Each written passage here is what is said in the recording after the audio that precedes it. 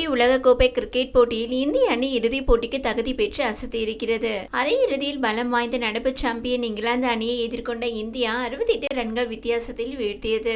இதுகுறித்து பேசிய ரோஹித் சர்மா பதற்றமில்லாமல் விளையாடியது வெற்றிக்கு காரணம் என்று தெரிவித்துள்ளார். இதைத் தொடர்ந்து பேசிய அவர், இந்த வெற்றி மிகவும் திருப்தி அளிக்கிறது. ஒரே அணியாக நாங்கள் கடுமையாக பயிற்சி செய்து வருகிறோம்.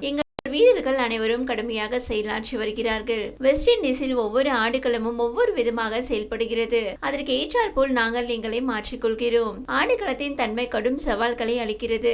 இதனை சமாளித்து நாங்கள் விளையாடுகின்றோம். இதுதான் எங்கள் அணியின் வெற்றிக்கு காரணமாக இருக்கிறது. பவுலர்களும் பேட்ஸ்மேன்களும் களத்திற்கு ஏற்ப தங்களை மாற்றிக்கொண்டால் நிச்சயமாக வெற்றி கிடைக்கும். இந்த போட்டியில் ஒரு கட்டத்தில் 140 150 ரன்கள் அடித்தால் அதை தற்காத்து வெற்றிக்கு போராடலாம் என்று நினைத்தேன். எனினும் நானும் சூரியகுமார் யாதவும் நடுவரிசையில் பார்ட்னர்ஷிப் அமைத்ததன் மூலம் கூடுதலாக 25 ரன்கள் கிடைத்தது. எனினும் இந்த இலக்கை தான் எட்ட வேண்டும் என்று எனக்கு மனதில் எப்போதுமே தோன்றும். ஆனால் நான் அதனை மற்ற பேட்ஸ்மேன்களிடம் திணிக்க மாட்டேன். ஏனென்றால் ஒவ்வொரு பேட்ஸ்மேன்களுக்கும் எந்த இலக்கு சரியானது என்று அவர்களுக்கு நன்றாக தெரியும். எனவே அவர்கள் இது குறித்து முடிவு எடுக்கட்டும் என்று நான் முழு சுதந்திரம் அளிப்பேன். இறுதிப் போட்டி என்பது மிகப்பெரிய தருணமாகும். எனினும் இது குறித்து நாங்கள் ஓவராக சிந்திக்காமல் அந்த போட்டியில் கவனம் செலுத்தி சரியான முடிவை நாங்கள் எடுக்க வேண்டும். இன்றைய ஆட்டத்தில் நாங்கள் விக்கெட்களை இழந்த போதும் எந்த பதற்றமும் அடையாமல் சரியாக விளையாடினோம் என்று நினைக்கிறேன். இதுதான் வெற்றிக்கு முக்கிய காரணம். 2013ஆம் ஆண்டுக்கு பிறகு நாங்கள் ICC தொடரை வெல்லவில்லை. எனினும் இறுதிப் போட்டியில் நாங்கள் எங்களுடைய சிறந்த செயல்பாடு வெளிப்படுத்துவோம். அணியும் நல்ல ஒரு நிலையில் இருக்கின்றது.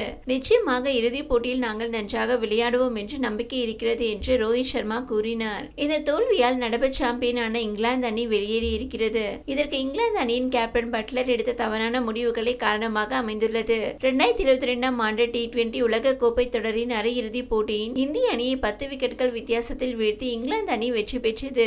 இந்த சம்பவம் ரிப்பீட் ஆகும் என்ற நம்பிக்கையில் மீண்டும் நடப்பு T20 உலக கோப்பை அரையிறுதிப் போட்டியில் இங்கிலாந்து அணி இந்திய அணியை எதிர்த்து களமிறங்கியது. கயானா மைதானத்தில் மழை பெய்ய வாய்ப்பு இருந்ததால் டாஸ் வென்ற இங்கிலாந்து கேப்டன் பட்லர் நேரடியாக பவுலிங் செய்வதாக அறிவித்தார். ஒருவேளை மழை பெய்த ஆட்டம் பாதியில் முடிவடைந்தால் TLS விதி முக்கிய பங்கு வகிக்கும். இதனை கணக்கில் கொண்டே பட்லர் பவுலிங்கை தேர்வு செய்தார். ஆனால் கயானா மைதானத்தில் முதலில் பேட்டிங் செய்த அணிகளே அதிக வெற்றிகளை பெற்றுள்ளது. இதனை அறியாமல் பட்லர் டாஸ் வென்று பவுலிங்கை தேர்வு செய்திருக்க மாட்டார். இங்கிலாந்து பேட்டிங் மீதான நம்பிக்கையும் மழை வரும் என்ற எதிர்பார்ப்புமே அந்த முடிவுக்கு காரணம். ஆனால் போட்டியின் முடிவில் இரண்டுமே இங்கிலாந்து அணியின் கேப்டன் பட்லரை கைவிட்டது. அது மட்டுமல்லாமல் பவுலிங்கின் போது பட்லர் மிகப்பெரிய தவறு ஒன்றை செய்துள்ளார். டாப்லி பந்தில் விராட் கோலி போல்ட் ஆகி வெளியேறிய போதே பிச்சில் பவுன்ஸ் இல்லை என்று ரசிகர்களுக்கு புரிந்தது.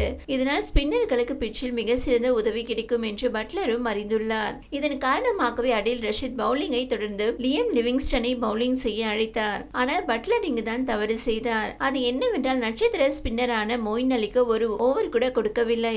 இங்கிலாந்து அணியில் 3வது ஸ்பின்னர் இருந்தும் பட்லர் பயன்படுத்த தவறியது இந்திய அணி 171 ரன்களை குவிக்க காரணமாக அமைந்தது.